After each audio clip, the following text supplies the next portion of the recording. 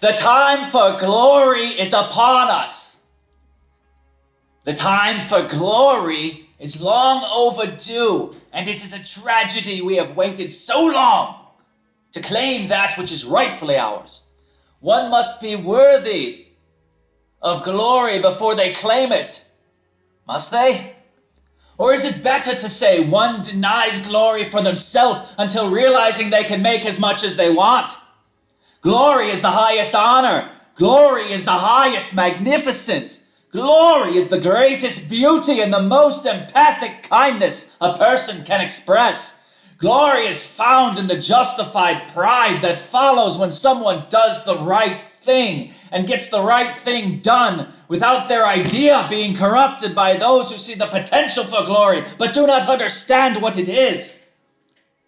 And what of having too much pride? What a tricky thing to say, isn't it? If someone can have too much pride, it also means they might not have enough, or any at all, or all of it. Does that mean one is only allowed so much pride before they have used up their allowance? Does this mean one is bound to the limitations of a system they never agreed to participate in? A system of passing judgment on the acceptable amount of accomplishment one is allowed to feel before they become an evil force? And who decides? Is it the one who pulls an idea from imagination and forges into creation by force of will alone? Is it the one who declares themselves masters of pride? Are they the ones who decide for everyone? What right does one have to judge one they have never spoken to? How much fanatical blind faith is required of one's own abilities to look into the heart of another and gauge with perfect accuracy the full measure of character required to make any such pronouncement?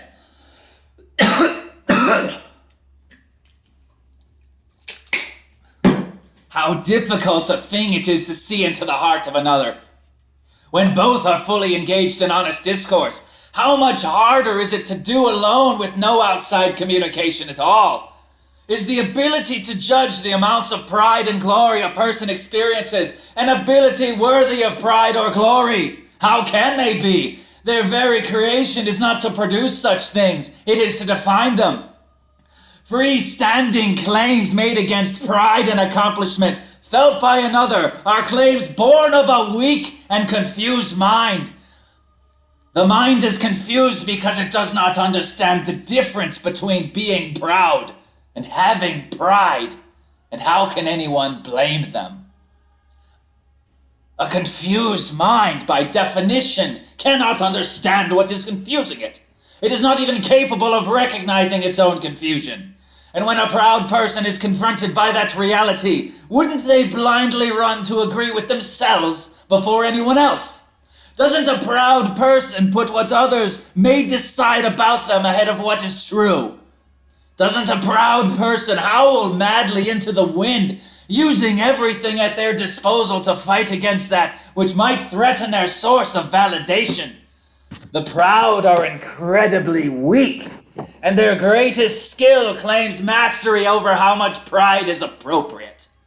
There is only one answer they're capable of producing, and that is to say anyone who has more pride than they can feel must be wrong. They are correct that the wrong kind of pride can hold a person back. And they have exceeded this level of hubris by granting themselves the authority to hold back anyone they deem unworthy, to make such a simple claim of pride and glory, to decide how much one is allowed to earn for themselves and what reasons they must put behind it before their feelings are valid within their own beating hearts. How much pride do you show to claim yourself wise at such a thing? How much pride do you show in your never-ending quest to seek out undeserved pride and stamp it out?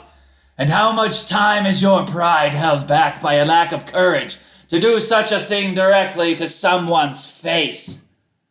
Here is the difference between being proud and having pride. One always defines the other. And being proud is to gain one's identity through the glory and praise others heap upon them. The proud have no ability to produce pride within themselves. Having pride is to know where it comes from, and it comes from the self. It is created as a side effect of accomplishing what is seen as a worthwhile goal. When one has pride, they have the ability to take that pride and do whatever they wish with it. They can define it. They can determine its value. They can set limits within themselves. One has the most honest view of their accomplishments. One who accomplishes little does not have the capacity to produce their own pride. One who accomplishes much is not vulnerable to one who misunderstands the nature of pride so poorly that they think it is something which can be taken away. They only try because they wish to have it for themselves. And to both of them, I make a single claim. Look at me. Look at me and see my pride. See my pride that is not ashamed of itself. See my pride that does not depend on another to be drawn into this world. I created it. Only I can choose to destroy it. To anyone who would think themselves more worthy to judge the limits of my pride than I am, put truth behind your intentions and demonstrate you do not make this claim from a position of weakness behind shadow and secrecy. Prove that you do not believe that all words are equal by hiding behind a response that serves nothing more than a pitiful placeholder for the bruised ego seeking to set rules of contest. And what determines victory in one fell swoop? Put your expertise to good use and your mastery of this to put me in what you have determined is my proper place. If my pride is something that bothers you, then come and take it. I create it. I decide. And my decision is to give glory and pride to the league's highest calling. I fight for the honor of you, the viewer.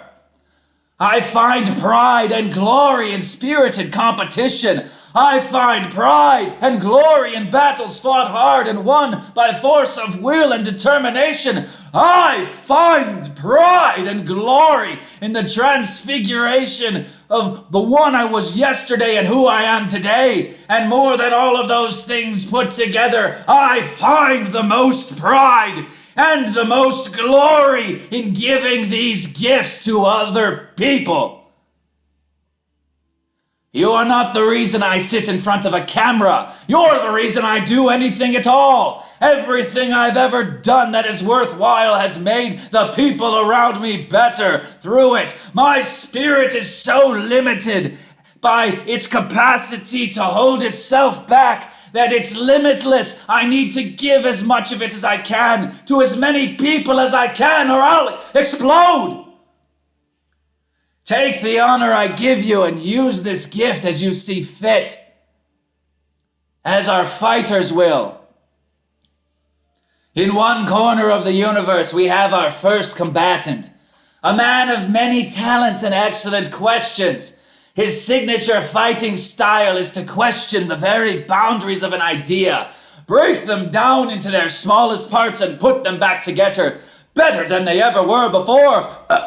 Physics is but a plaything to him. He's been in 2 matches so far and he's coming back for more. He is our first Titan for the night. First name, Trevor. Stage name, Trevor. Intellectual influences include Douglas Hofstadter, John Locke, C.S. Lewis, and Jordan Peterson. Jordan Peterson! How can I talk about glory without thinking of what it would be like to square off against the renowned and prestigious Dr. Jordan Peterson? How can I quench the thirst I have to finish the quest I began not long ago? My life was a mess, Dr. Peterson. I was trapped under the smothering death of my own fragile ego, failing to realize it was not the ego which made me weak. It was my repeated attempts to fuel it with the validation of others. Dr. Peterson, there are things in my life that I didn't like, problems I didn't solve, sadness, depression, and anxiety, all 3 of them rose up together and put me in chains to keep me there. Dr. Peterson! Together they were a powerful enemy, plotting night and day, working together and in shifts to keep me weak and off balance. Dr. Peterson! They thought they were in control, but they made one critical error of judgment. They underestimated the power of a man whose driving passion in life is focused with absolute intensity on the only thing that matters. They failed to recognize the power of one who, above all else, makes the commitment to be more of a man by the end of the day than they were at the start. Something I've heard you speak of from time to time. Some of your wisdom. Dr. Peterson, I recognize you. I see you for what you are. I was a diligent student, Dr. Peterson. I listened to your lectures, Dr. Peterson. I cursed your names at the monk debates when you allowed that poor excuse for a representative of the merits of controlled political correctness surround herself with more straw than the scarecrow in the Wizard of Oz. Repeatedly, she would make a collection of words much weaker than the ones you provided her as your position. Not once did she pull from the realms of the non-hypothetical conversation with a made-up set of initial conditions, variables, and conclusions. I cursed your name as you sat there silently to allow that reverend demand of you twice what we was not able to provide on his own. A man who spoke well enough, but only truly sinned when it came to protect the force of ego, holding up his argument, turning the entire debate into a cheap and tawdry affair when the issues of the evening were not the highest honor. He gleefully cast them aside in the most sacred of battlefields to solicit from you an agreement to go to church. How petty a man makes such a request at such a time and place. I'll tell you what is the time and place to make such a spectacle. It's right here. It's right now. I make no illusions, Dr. Peterson. I've cleaned my room. I've organized the mess. Used it to build tools and a jetpack so I can fly across the countryside, searching for monsters to slay, but not all the monsters need to be put down, Dr. Peterson. Some of them are simply misunderstood and are eager to be put to work. But there is still one monster left, Dr. Peterson. You see, the dragon is the biggest monster a man can imagine. And right now, Dr. Jordan Peterson, that dragon has one face and one purpose and one reason for standing in here today. Do not misunderstand me, Dr. Peterson. You have not become my dragon in this. I have become yours. Dr. Jordan Peterson, do you have the courage to rise above the conviction sharpened by a razor's edge of combat, to study and train, and which comes to meet me the one moment I dream of every night? You tell a man that to know himself he should know his utmost limits and what his determination can reach. What you left unsaid is what happens when such a man uses his utmost skill and determination, not to find the limits of his capabilities, but to grow them instead. Dr. Frankenstein Peterson, you have created a monster. The lightning bolts on either side of my neck are logic and fury, equally balanced at all times. As one grows, so does the other. And the lightning bolt you used to bring me to life, Dr. Peterson, I'm alive! Yes! That which you gave me to awaken this passion is to bravely go in front of millions and speak your most excellent ideas, to do so charismatically and genuinely, and to use what I have spent so long learning from you to grow myself to a point I never thought possible, a place which surpasses all limitations, a place which makes me look upon you with respect, wonder, and admiration, and say the greatest words to you a teacher is capable of hearing from their student. Thank you, Dr. Peterson. I think I can do better. But I am untested and unproven, a nobody with no background of educated philosophers. The burden of proof is on me, and prove it I shall. So I ask you, Dr. Peterson, will you look at me and see a dragon to slay? You decide. Until then, I won't be standing still. Every moment that passes and there's an opportunity to become stronger. Trevor, declare your intent to participate in tonight's combat. Are you ready? In the other corner of the universe, we have a man of many talents. One moment, please.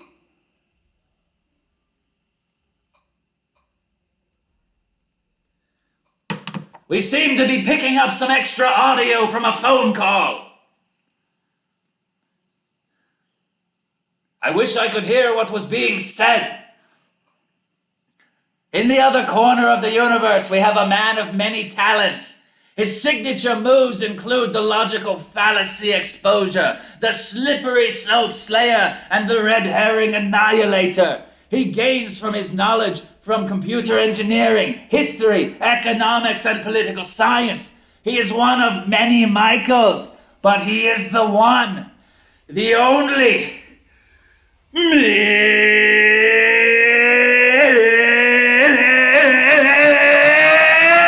Mike! Oh, yes!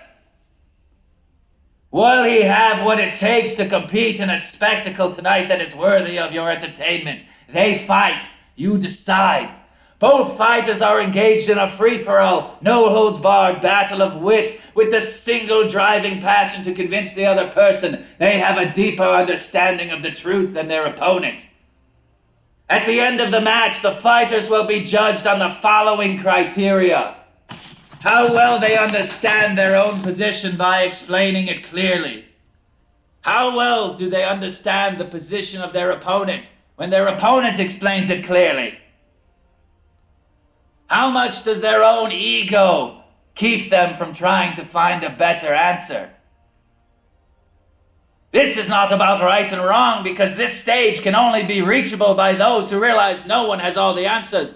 And when no one has all the right answers, all that is left is a better answer. They fight.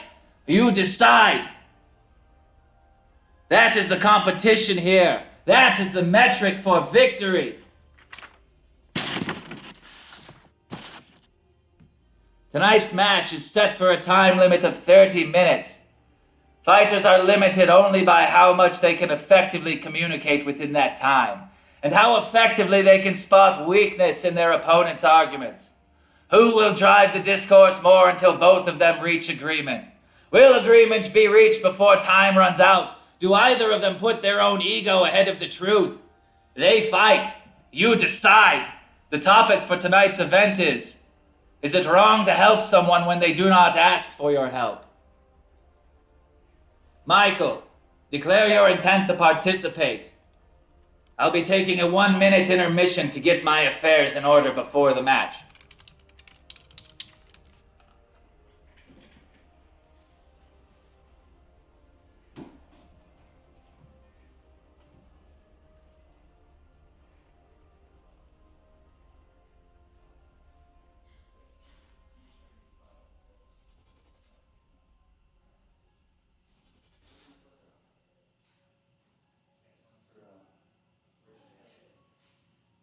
You knew this was coming.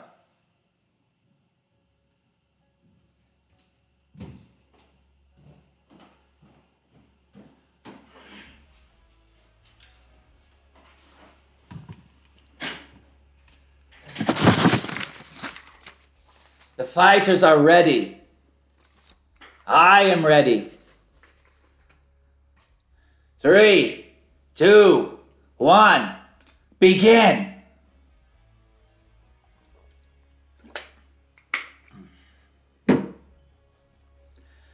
These two men have not met each other in the field of debate here yet, but both of them have fought matches of their own. I wonder who is more prepared for tonight's contest. Trevor has shown amazing growth between his matches, and Michael has as well. Given their styles, I wonder who will take initiative. If I had to place money on it, I would say that Michael has been itching for a fight just a bit more. Who will strike first? Why have none of our contestants thought to cheat ahead by bringing their original responses? They've had the topic for days. They could have been ahead. They could be winning right now. Instead, they wait for validation from me to begin the combat. It's a mistake I will not make when I fight on Saturday. And Trevor jumps out and takes the thing. He says if a person doesn't want help, I see it breaking down into two main cases. People who don't want to help, and people who are unable to ask for it. That's an interesting proposition. So one must be able to decide, according to Trevor, who doesn't want your help legitimately and has a claim to that wish. And who should be viewed as a pitiable creature that is incapable of asking for help and needs to be stepped in on their behalf? You decide. Michael fires back and says, I don't think in general it's right to help those who do not want it. Having said that, he doesn't discount minor random acts of kindness, nor deny credence to those who wish to help those, realizing they want it. So Michael seems to be of the position that so long as nobody is helped too far outside of their original plans, the random act of kindness is good. That seems like a wishy-washy position. Neither of these cases are very fleshed out yet, but the match has just begun. Trevor says, what I say fits with my point. What Michael says agrees that someone who doesn't want it shouldn't be forced to take it. That is an interesting proposition, because how do you decide then who is able to ask for it and who thinks they can ask for it and says they don't want it? And Michael and Trevor begin this match strong with some sort of agreement. He likes the contrast. It's one to think to not want help whatsoever, but it's another for someone to be so stuck they simply can't ask for it or state their desire. What if one is rendered incapable of communication? Would you want to help them up if they fell over? What if they had a seizure during this moment and appeared to be fighting you, but really all they want is to be back in their chair? Of course, this is hyperbole and should be ignored, because this is not the standard case for this argument. Do not let these wild goose chases distract you from the core issue. Nobody cares about the rare exception. People care about advancing the truth as it is for most things. And Michael says, perhaps an injection of free will is the way to go. He thinks it's not wrong to attempt to convince someone to accept your help. And Trevor clarifies his earlier position, referring to when someone is unconscious or unable. So he does not make the claim that some may lack the competence to adequately ask for their own help. It appears that I was projecting my own ambitions onto him. I will help anybody. I will do good in this world for as long as I draw breath. I don't need your permission to be good and nice. I will not wait for the validation to make the world a better place. Kindness needs no such restrictions if it is honest. And Michael takes control once again, having the slightly faster ability to type. He would agree and gladly set that as a given assumption. He thinks someone agrees that if someone is unconscious and they can't ask for help, they would appreciate some. And Trevor agrees as well. But Trevor, having learned from his previous matches, does not limit his agreement to simple agreement. He has learned and grown, and now that he has that agreement, he takes it by the heels and pulls it in a direction and the conversation he wants it to go. Yes, Trevor, you're getting better. To that he agrees, but to force your help on someone who is unwilling is practically aggression. He says it violates them in some way, and Michael agrees if someone doesn't want help and firmly states it and can't be convinced otherwise, it would be counterproductive to attempt to inflict it. Now, Michael, that seems like a bit of a weak statement. Wouldn't it state that somebody who was attempted to be convinced that they need help might in fact not need that help? However, what about the ability to communicate effectively of the person offering to help? Could it be their own failing, their lack of persuasion, their inability to make an honest claim without sounding like a self-righteous ass who just wants to come in and do what he will, having already decided ahead of time what is best for another without bothering to consult them at all?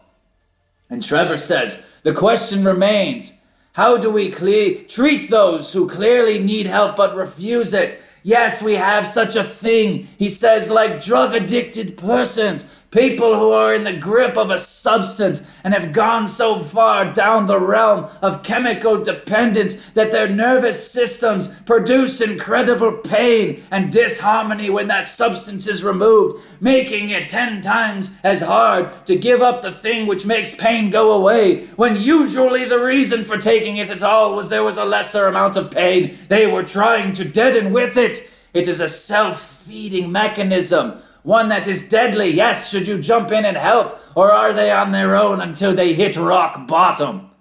And Michael says that's the trick, isn't it? So he's agreeing with him and tying a claim to it. So Michael takes a move out of Trevor's playbook. Yes, they reach common ground, and once again, Michael is the one this time to advance the conversation. Those who have a problem clearly need help, but refuse due to pride or emotional stressor, preventing their request.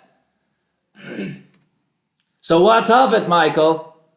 Is their pride less important than their well-being? Is their ability to ruin their life something you would take from them by force? I would be very careful about making such judgments. I think everyone has the right, if nothing else, to ruin their own life as they see fit. If they cannot learn from their mistakes, they will be an example for others to learn from. Such is the way. Things happen in pairs. When one falls, another observes. And Trevor says sometimes their externalities endanger others. Yes, what if a person who is in need of help but is refusing it becomes violent, becomes a danger to themselves or others? Surely something must be done then. And Michael agrees, again pulling that, adding his own bit of reality. But intervening in that case might be to help others from harm, is it not? Yes, so what if one has a knife and moves to stab another, and the other says, I do not want your help, I've got this controlled, but they're tied to a train. They have no ability to protect themselves. Are they so delusional? How do you judge what is delusion and what is well? What if time is limited to make such a decision? And Trevor says we must have an authority in place who can dictate help be compelled upon them. But also that could hurt. And he says that's the role of government. Yes, Trevor's point is that somebody has to step in and be responsible for that decision, so long as it is not me. I do not want that responsibility. Somebody has to have that responsibility. Somebody else, somebody people potentially agree to. But what if you didn't vote for them? That isn't just a double violation where not only did you not get a choice of who to represent you, but now you are not able to reject their health because it is being forced upon you by majority opinion alone. Michael, does he sense weakness? He says if people truly want to ruin their lives and they won't hurt others in doing so, we have no mandate to intervene unless we desire. And Trevor says, but what of mental illness? Who is mentally ill and who is mentally well? Am I mentally ill? Can you look at me and see that something is different about me? Can you see that something is either broken or unleashed? You decide, am I insane or am I so correct that I am the only sane person able to express myself with the full fury of my humanity behind it? You decide. And Michael says, but are we helping them from them? Or are we helping to keep them from hurting others? Yes, Michael stabs at empathy. From the cold heart, he says, what of empathy? I stab at thee. Yes, Michael. What is the intention behind it? We may say we're helping one, but really helping them is to limit them from hurting another. How can any endeavor end without harm? You harm to prevent harm. You succeed or you fail. Either way, someone is harmed. How have you gotten it right when someone is traded for another? I guess that's easy. When all people are graded differently by value. A tricky position to defend. Michael says he believes almost everyone institutionalized either by their own consent or due to the risk of harm for others. And Trevor says, that's the crux of the issue, is it not? Is the person afflicted or a criminal? He also says institutions used to be much fuller. Yes, none of them mention that these legal systems might in fact be run by the mentally insane, but the mentally insane who have found out how to blend into society in such a way that their help can hurt as many people as they can get their hands on. What of the innocent thrown into these giant machines? What of those who are not mentally ill, who are just different, on the wrong side of a lawyer, a bad situation or circumstance? Are they not listened to without medications pumped into their system against their will? Told repeatedly that they're ill, perhaps so often until they believe it to be true, and such a thing manifests from nothing by the mere power of suggestion. Well, I've got a suggestion for you. Forget about hurting people to help them. Don't do anything if it doesn't help everyone. You'll do better that way. And Trevor fires back. He says the point is we don't personally help on anyone. We don't force help. But if there's a risk to others, we as a society authorize others to force it upon them. It's a social contract. Yes, what of the social contract? How much of that is necessary? The weak are protected by the social contract. The strong are corralled in such a way that they would not abuse those who are less capable of defending themselves. It is a good thing to look upon your fellow man and say, you there should not combat this one here. Both of you should have equal opportunity and be treated with dignity and respect. It seems like Michael and Trevor agree again. Trevor gives a thumbs up. Yes, they've agreed. And Michael agrees with him. Trevor, he drops the ball. Michael left him open. It's a jump ball. It's a jump debate. Neither of them has possession of the conversation at this moment. Any one of them can take the conversation anywhere they decide. Who will type faster? Who will set the stage? Neither one of them has had the conviction to advance the discussion any further once they both reached agreement. It's a matter of seconds. They are typing furiously. Strategy will win? Is somebody typing something long and preparing themselves for the next arc of this debate with 16 and a half minutes remaining? Or will one of them go for a quick jab trying to seize initiative? It's anybody's game. Will it be Michael? Will it be Trevor? And it is Michael ahead by just a bit. He advances the conversation in the direction of drug addicts. Yes, to use them as an example. He has no problem with those who want to waste their own lives away and not ask for help. He says he can care about them, but he can't interfere unless they want him to. I believe Michael meant to say he won't interfere unless they ask them to. Certainly he has the ability to go into their lives, wait until they are passed out into a heroin-induced coma, tie them up and drag them to rehab against their will. Yes, he has the ability. He does not have the will or believe that move to be of good conscience. Not everyone agrees. We have interventions for that. What of interventions then? Is it okay because a bunch of people decide it is? Oh, it's the family. There's more of them than there is of him. It's society. They decide. But what of the value of the individual who knows what the right thing to do is? Must he wait in permission to get what he needs so that he can do what must be done? Is there a form to fill out? Must it be done in triplicate? Is it void if I use the wrong color pen? Why am I so limited in my ability to give of myself in every way that I can think which will be effective? And Trevor and Michael again are on the same page. That means they're advancing the conversation quickly.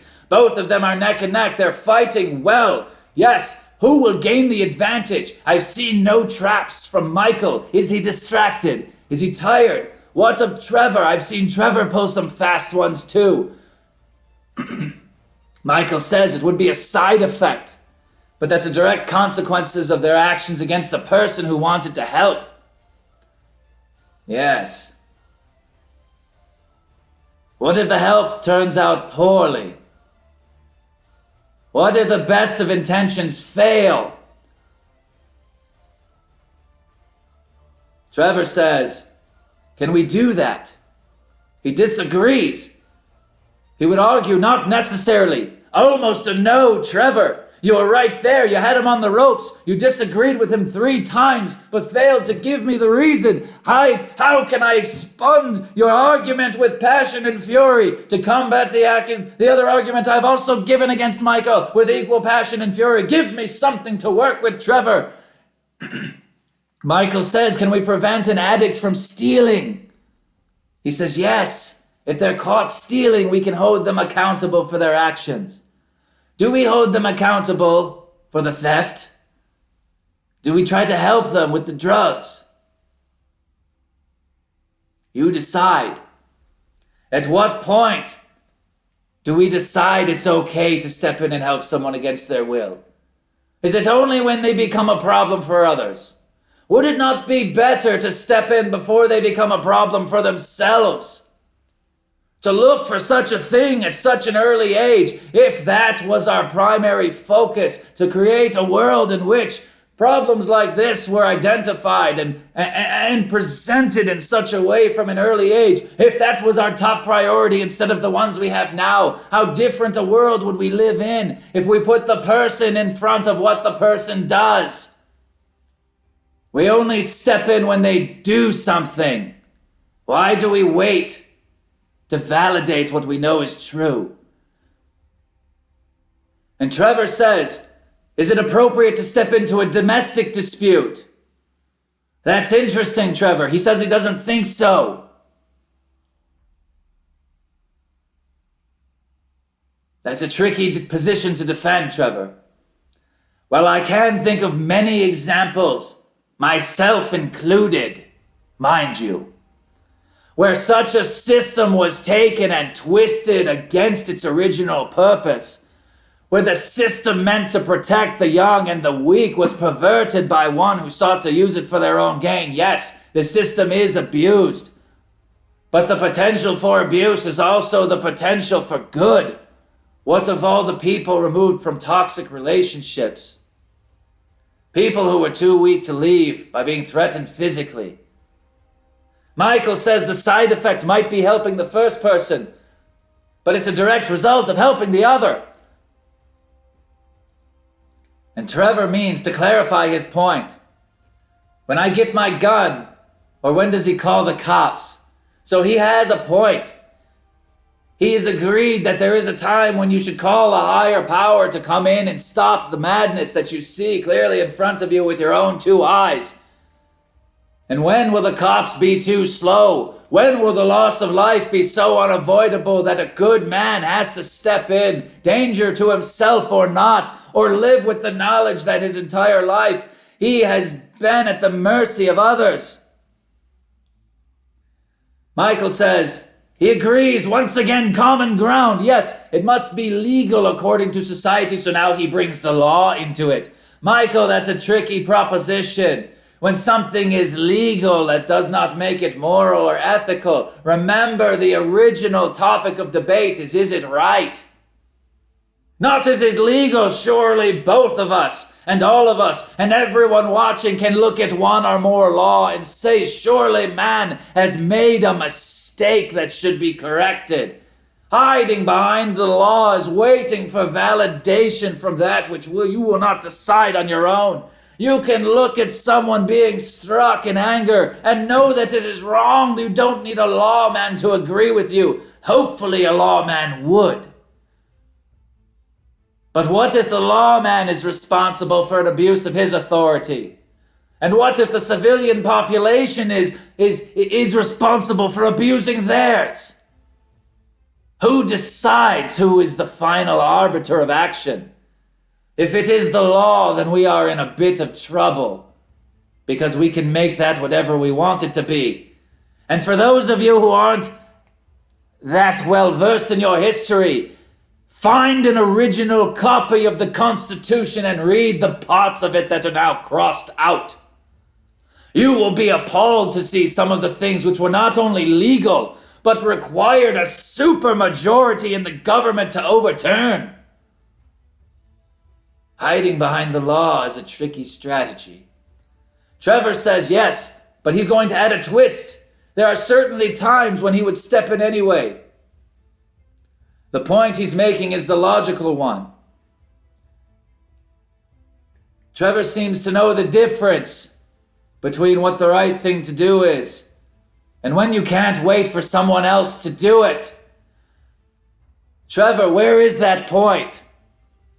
What are the rules behind the times you would step in anyways? Laws be damned. How would you say the right thing is? There are 8.5 minutes left. Michael fires back to clarify. Helping someone that doesn't want your help without authority is fairly illegal as well as wrong. I bet you, Michael, there are many little old ladies who have not crossed the street. Would not have crossed the street safely.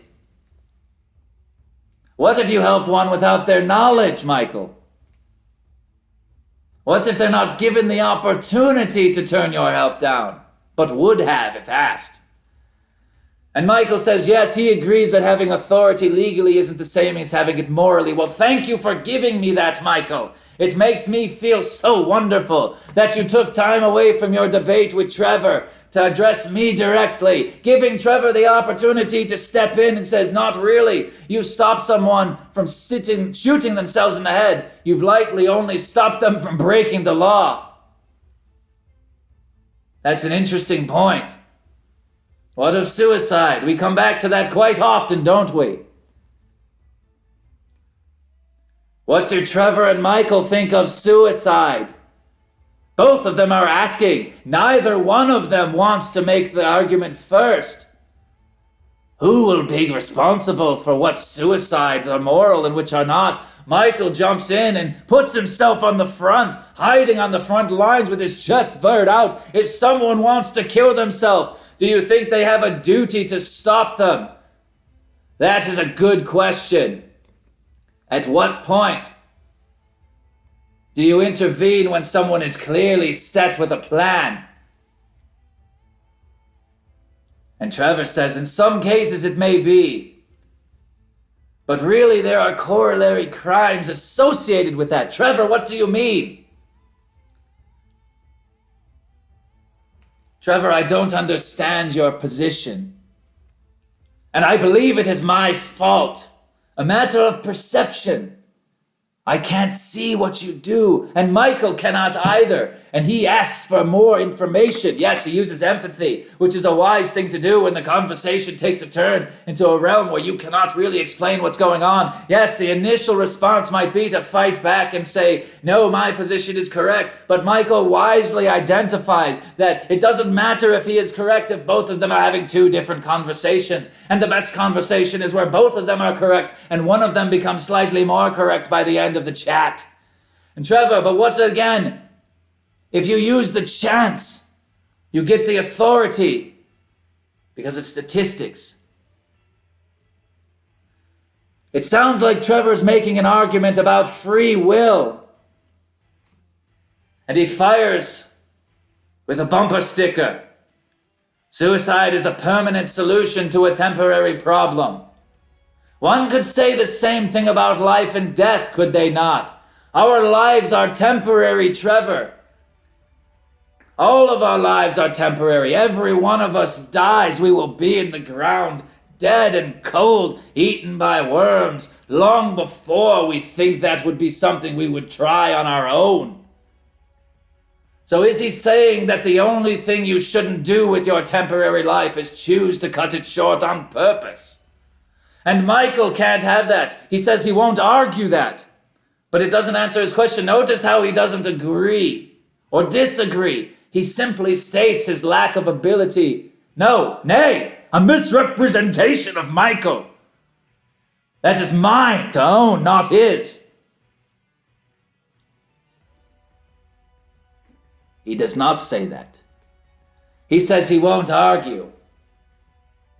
Although he might be very well capable, instead he chooses to steer the conversation by saying, that doesn't answer my question. Why would you try to stop someone who truly wants the permanent solution? There are 4 minutes left, and the topic has turned quite dark. Yes, it is literally a matter of life and death. How many of us have known someone who has thought about committing suicide? How many of us have known someone who has had thoughts of suicide? How many of us have had those thoughts ourselves and have had to struggle against them?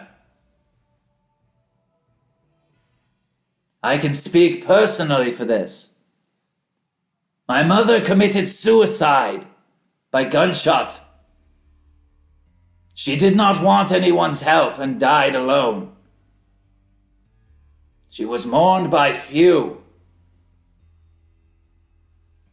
It was a sad thing.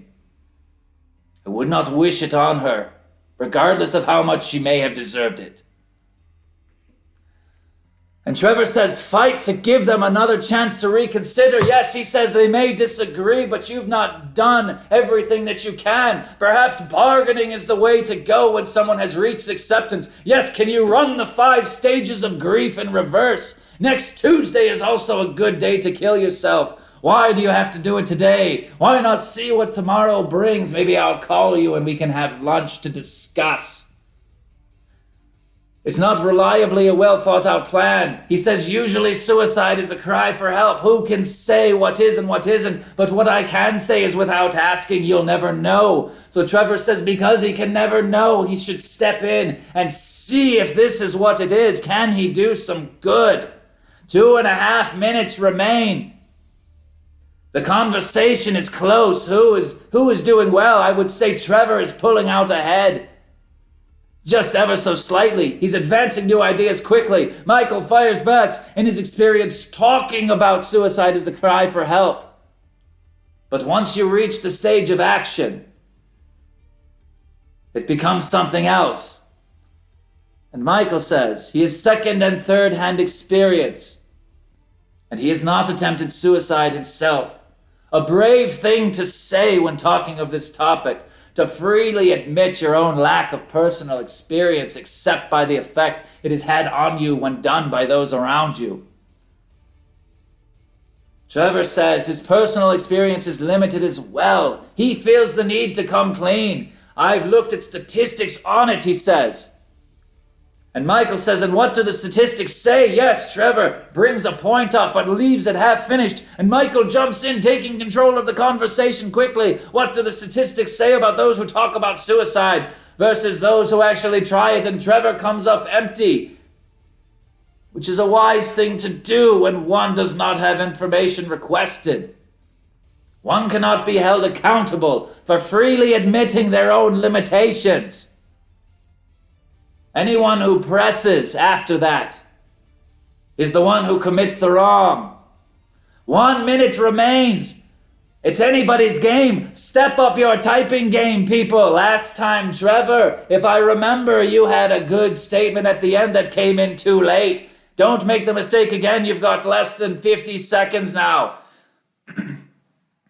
Trevor says, he's not denying anyone's experience. No, and why would you? They've had it. They've shared it. Why would they do such a thing? What would their end game be? Especially if they're planning on checking out afterwards. Why would you share such a thing if you didn't want the information to pass? And Michael, with 25 seconds left, says he'll find results to show those who try it are far more resolved to the idea than those simply talking about it as a cry for help. Those who do cry likely can be convinced to get help. Those who are trying it and succeeding do not get that help. There's 10 seconds left. It's very close. Will another comment come in? 5 seconds. Yes. 4, 3. And Trevor, he ends the debate with saying, which is why. That is why you step in. Because nobody else will.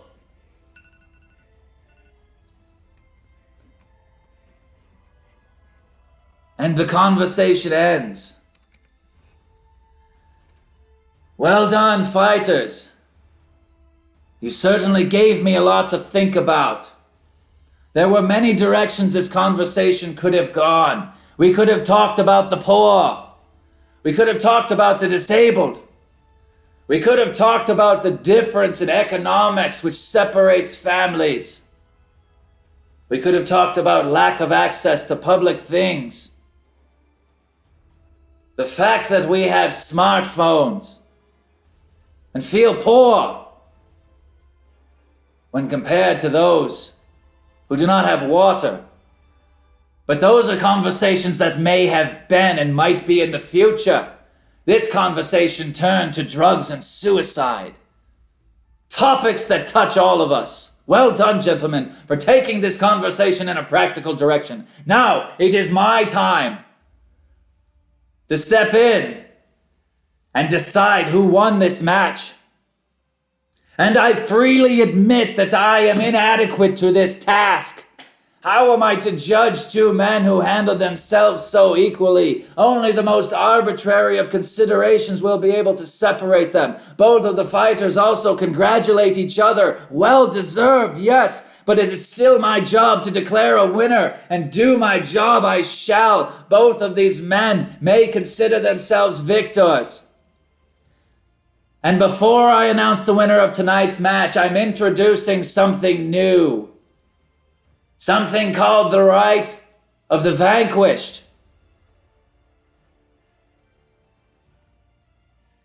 Whoever wins tonight's debate has the right to approach the other fighter and ask for instruction as to how they could have done better.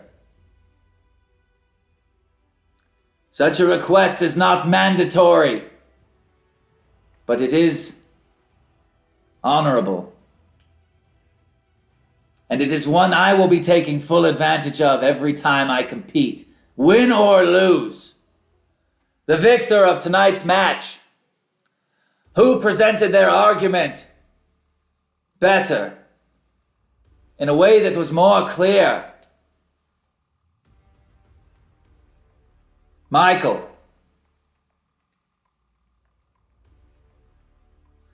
Who understood their position well enough that they were able to explain it clearly.